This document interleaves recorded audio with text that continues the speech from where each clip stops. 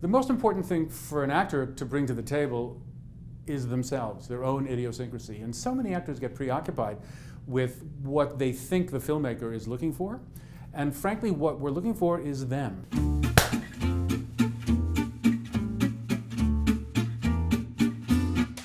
One of my first jobs was working on the production staff of Saturday Night Live. I was a lowly production assistant. It was the last 2 seasons of the original cast. John Belushi and Dan Aykroyd, Gilda Radner, Jane Curtin. It was insane. During my last season, it was actually announced that the show would not continue. So we all kind of scrambled for work, and I happened to meet the head of casting at NBC. She was looking for an assistant. She hired me.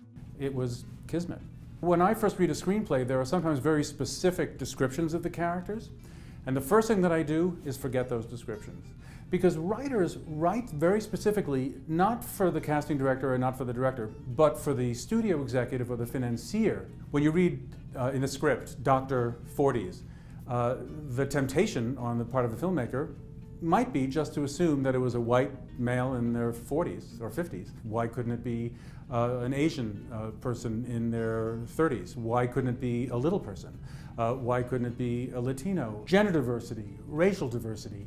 All of those things come into play in a conversation with a filmmaker when you're bringing in different approaches to a particular character.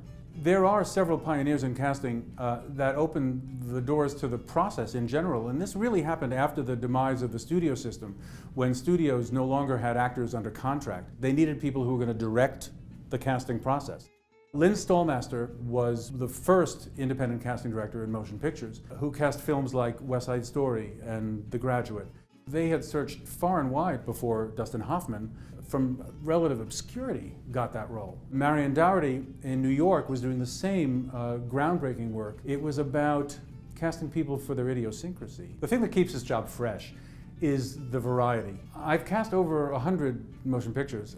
When I look at my resume, I get a little tired. Just like an actor doesn't want to be typecast, I don't want to be typecast in casting. On the wall of my office, there's a poster of The English Patient very near a poster of Harold and Kumar Escape from Guantanamo Bay. There are sometimes when an actor comes in and they give what they think is a botched audition, they go up on their lines, something goes wrong in the scene, and often those are the most illuminating auditions to me. Those kind of organic moments where an actor connects with a character even though they may not even realize that they're doing it. My name is David Rubin, and this is my brief but spectacular take on casting.